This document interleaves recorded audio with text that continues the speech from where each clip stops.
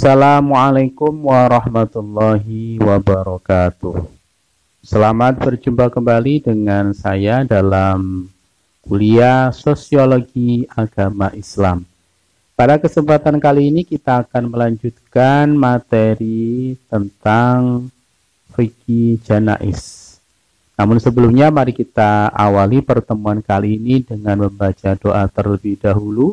Mudah-mudahan diberikan kelancaran, kemudahan, keberkahan, kemanfaatan, dan kesehatan untuk kita semuanya. Al-Fatihah. A'udzubillahi minasyaitonirrajim. Bismillahirrahmanirrahim. Alhamdulillahirabbil alamin. Arrahmanirrahim. Maliki yaumiddin. Iyyaka na'budu wa iyyaka nasta'in. Ihdinas siratal mustaqim. Siratal ladzina an'amta 'alaihim ghairil maghdubi 'alaihim waladdallin. Baik, kita lanjutkan. Persiapan memandikan jenazah. Perlengkapan untuk memandikan jenazah yang perlu dipersiapkan. Yang pertama adalah air suci yang mensucikan dan cukup dengan dicampuri bau-bauan. Bisa dengan kapur barus atau dengan bau-bauan yang lainnya. Yang kedua adalah serbuk larutan kapur barus untuk meredam bau. Jadi karena namanya jenazah itu pasti mengeluarkan bau yang kurang sedap, makanya perlu diberikan larutan kapur barus untuk menetralisir supaya tidak begitu menyengat baunya. Ini adalah salah satu cara untuk menghilangkan bau tersebut. Yang ketiga adalah sarung tangan atau handuk tangan untuk membersihkan kotoran darah atau najis yang lainnya. Jadi yang mau memandikan harus siap dengan sarung tangan atau handuk tangan untuk membersihkan kotoran baik yang datang dari arah depan atau dari belakang jenazah. Yang keempat adalah lidi dan sebagainya untuk membersihkan kuku. Jadi mungkin selama sakit mungkin belum pernah dibersihkan kuku-kukunya karena takut menyakiti si mayit atau si jenazah, maka ketika sudah mau dimandikan harus dibersihkan dengan lidi, dengan pelan-pelan. Yang kelima, handuk atau mengeringkan badan atau tubuh si mayat selesai dimandikan. Jadi ada sarung tangan, handuk tangan sendiri, ada handuk untuk mengeringkan badan si mayat sendiri. Selanjutnya, mengkafani. Tadi sudah memandikan, sekarang mengkafani. Bagaimana mengkafani mayat? Apa yang harus dipersiapkan? Yang pertama adalah selembar lingkaran badan yang lebih panjang dari seluruh tubuhnya. Selembar lingkaran itu, jadi kainnya itu harus lebih panjang dari ukuran biasanya. Yang kedua adalah 7 utas tali dari sobekan kain kafan atau kain putih. Ya, jadi ada 7 mulai dari ujung kepala sampai ujung kaki itu jumlahnya ada 7 ya. Yang ketiga segitiga tutup kepala atau rambut. Yang keempat selai tutup dada dengan berlobang pada bagian lehernya. Jadi sebagai bajunya ya, baju untuk si jenazah. Dan yang kelima adalah selai tutup aurat dengan berlipat panjang. Kita lanjutkan, itu adalah yang harus dipersiapkan untuk mengkafani jenazah. Selanjutnya khusus untuk jenazah atau mayit perempuan ditambahi dengan kain basahan sebagai penutup bagian aurat bawah. Dan yang ke-7 mukena untuk menutup rambutnya. Dan yang terakhir adalah baju untuk menutup bagian dada dan lengan. Jadi berbeda antara jenazah perempuan dengan jenazah laki-laki. Selanjutnya disunahkan bagi mayit laki-laki dikafani sampai 3 lapis. 3 lapis kain. Tiap-tiap lapis hendaknya dapat menutup seluruh tubuhnya. Hadis Nabi Muhammad SAW yang artinya dari Aisyah radhiyallahu anha bahwa Rasulullah Shallallahu Alaihi Wasallam dikafani dengan 3 kain putih bersih yang terbuat dari kapas dan tidak ada di dalamnya baju maupun sorban. Hadis riwayat Bukhari dan Muslim. Jadi ketika dikafani, si jenazah atau si mayat ini sudah tidak memakai baju apapun, tidak memakai sarung, tidak memakai sorban. Jadi hanya pembungkus jenazah yaitu kain kafan 3 lapis. Adapun bagi mayat perempuan atau mayat perempuan disunahkan 5 lapis, masing-masing berupa sarung baju, kerudung, dan 2 lapis menutup seluruh tubuhnya. Jadi sebelum ditutup keseluruhan itu ada sarung ya di di bagian bawah bajunya serta kudung ya. Ini yang membedakan antara mayat laki-laki dengan mayat perempuan. Kalau ada pertanyaan berapa lapis kain kafan untuk mayat perempuan? Jawabnya adalah 5 lapis ya. Yang 2 lapis untuk penutup, yang 3 lapis adalah baju, sarung, dan kerudung. Kita lanjutkan. Mensolatkan jenazah. Solat jenazah ialah solat yang dikerjakan sebanyak 4 takbir, 4 kali takbir, dalam rangka mendoakan orang muslim yang sudah meninggal. Jenazah yang disolatkan ialah yang telah dimandikan dan dikafani. Jadi setelah selesai dimandikan, dikafani, kemudian disolatkan. Hadis Nabi Muhammad sallallahu alaihi wasallam, qala Rasulullah sallallahu alaihi wasallam, sallu ala mautakum. Rasulullah sallallahu alaihi wasallam bersabda, solatkanlah olehmu orang-orang yang meninggal. Jadi ini adalah termasuk bagian dari fardu kifayah seorang muslim ketika ada saudaranya yang meninggal.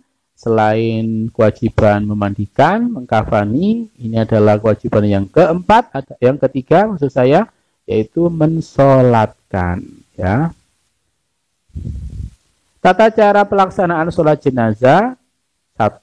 Mayit diletakkan paling muka. Apabila mayit laki-laki, hendaknya imam berdiri menghadap dekat kepala mayit.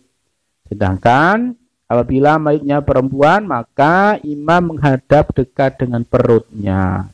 Jadi paham ya, kalau yang meninggal itu adalah laki-laki, si imam berada di sisi kepala si mayit. Sedangkan kalau meninggal itu perempuan, maka imam berada di samping perutnya si mayit. Yang kedua, letak imam paling muka diikuti oleh para makmum. Jika yang mensolati sedikit, usahakan dibuat 3 baris atau 3 shaf. Jadi kalau cuma ada 4, ya ada 4 ya, diusahakan 3 baris itu dipenuhi sebagai bentuk kesunahan mensolati sholat jenazah.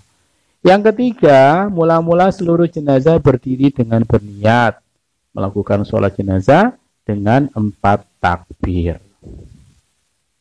Niatnya, usolli ala hadal mayyiti, kalau yang laki-laki yang meninggal, atau usolli ala hadihil mayyitati arba'at takbiratin fardul kifayati ma'muman lillahi ta'ala. Aku berniat sholat atas jenazah ini 4 takbir fardu kifayah sebagai makmum atau imam karena Allah subhanahu wa ta'ala. Ini niat sholat jenazah. Kemudian yang keempat, takbiratul ihram yang pertama, dan setelah takbir pertama dilanjutkan membaca surat Al-Fatihah. Yang kelima, takbir yang kedua, dan setelah takbir yang kedua membaca sholawat Nabi Muhammad sallallahu alaihi wasallam. Dan yang ketiga atau yang keenam di sini, takbir yang ketiga, setelah takbir yang ketiga membaca doa untuk jenazah. Allahumma ighfir lahu warhamhu wa'afihi wa'fu anhu. Nah, ini ya. Bacaan doa bagi jenazah.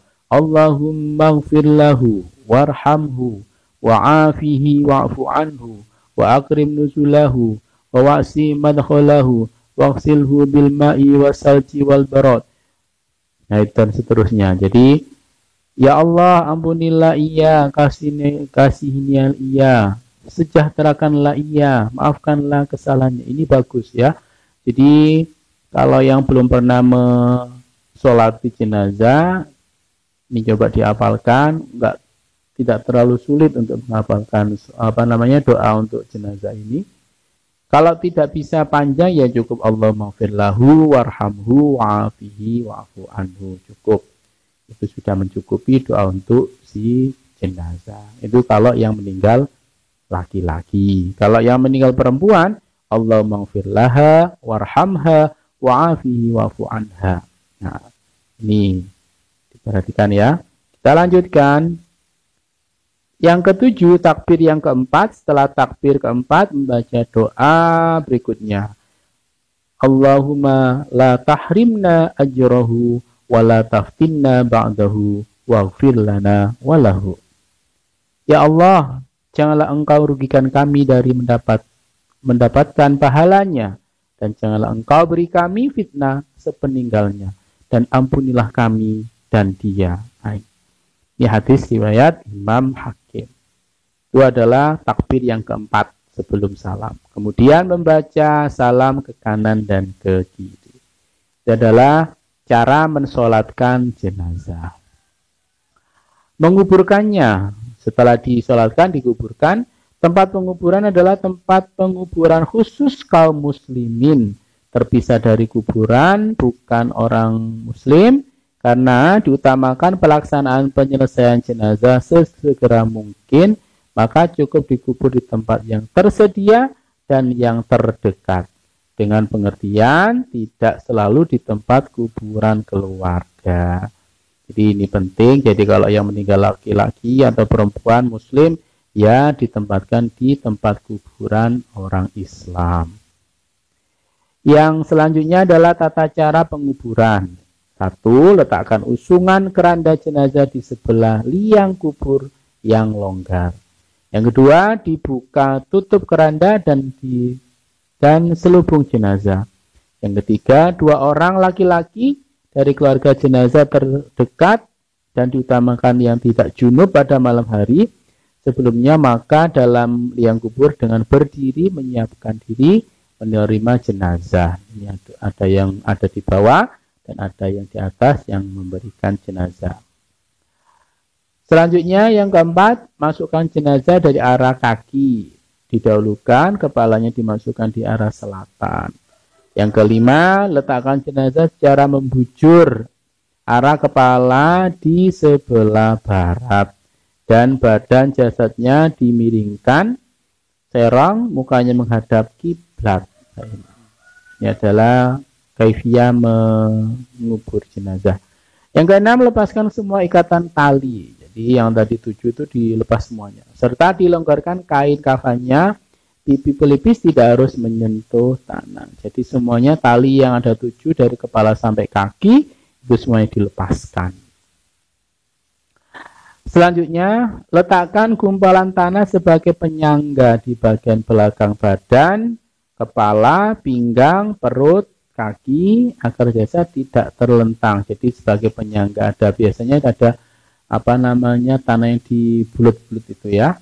Yang ke-8, tutuplah rongga dengan rapat dengan kayu atau batu untuk kemudian ditimbun tanah yang cukup padat dan rapat. Yang ke-9, buatlah onggoan gundukan tanah asal tidak melebihi sejengkal tangan tingginya. Yang 10, para pelayat diutamakan turut serta menimbun tanah dengan 3 kali taburan tanah. Ini adalah prosesi penguburan jenazah waktu di kuburan itu ya. Kita lanjutkan. Bacaan saat memasukkan jenazah ke dalam kubur, Bismillahi wa ala sunnati Rasulillah. Dengan nama Allah dan atas agama Rasulullah SAW. Ini ketika memasukkan jenazah. Jenazah yang tidak mendapatkan perlakuan seperti biasa. Yang pertama adalah mati syahid. Dalam peperangan tidak perlu dimandikan, dikafani dan dikafani cukup. Kemudian dimakamkan dengan pakaian yang melekat sebagai bukti bahwa dia telah mengikuti jihad fisabilillah. Yang kedua, mati di atas perjalanan laut, tidak perlu dibawa ke darat untuk dimakamkan. Apabila untuk mencapai daratan cukup lama, jadi kalau masih bisa ya monggo bisa dibawa ke daratan. Tapi kalau sudah tidak bisa karena terlalu jauh, ya cukup dikubur di laut itu ya. Yang ketiga, mati saat ihram. Kain ihram kafannya cukup pakaian ihramnya saja, tidak boleh diberi parfum sebagaimana jenazah biasa. Karena orang ihram haram memakai parfum ya. Berdasarkan hadis yang dikisahkan oleh Ibnu Abbas, ia berkata, pernah seorang tengah berwukuf di Arafah lalu terjatuh dari tunggangannya sehingga tulang lehernya patah dan meninggal dunia. Kemudian Rasulullah bersabda, saya memerintahkan, mandikanlah mayatnya dengan air sidrin atau nama daun bidara itu ya, dan kafanilah ia dengan 2 helai kain ihramnya, dan janganlah diberi wangi-wangian, dan jangan pula ditutupi kepala dan wajahnya, karena kelak ia akan dibangkitkan pada hari kiamat dengan bertalbiyah. Nah ini talbiyah apa talbiyah? Allahumma labbaik, Allahumma labbaik gitu ya. Innal hamda wan ni'mata laka wal mulk la syarika lak. Jadi nanti jenazahnya akan mengucapkan seperti itu ketika dia dibangkitkan dari alam kuburnya sebagai bukti ya. Kita lanjutkan. Nah ini yang terakhir tentang hikmah pengurusan jenazah. Yang pertama adalah memuliakan orang yang meninggal dunia dengan dimandikan, dikafani, disolatkan, dikuburkan, dan didoakan. Ini adalah 4 hal yang harus diselesaikan oleh orang yang hidup terhadap orang yang meninggal. Yang kedua, mengingatkan kita akan kematian dan senantiasa menjalankan perintahnya dan menjauhi larangannya. Semakin kita sering mengikuti prosesi jenazah ini, kita akan lebih ingat tentang kematian. Yang ketiga, meningkatkan solidaritas umat Islam melalui gotong royong dalam pengurusan jenazah. Akan kelihatan guyupnya orang Islam itu ketika mengurusi jenazah saudaranya sesama muslim. Ya, itu saja dari saya tentang materi fikih janaiz. Mudah-mudahan bermanfaat, mudah-mudahan bisa diambil hikmahnya, diamalkan atau dipraktikkan dalam kehidupan sehari-hari.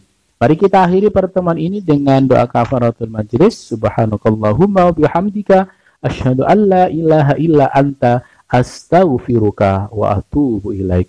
Wallahu muwaffiq ila aqwamit thoriq. Wassalamualaikum warahmatullahi wabarakatuh.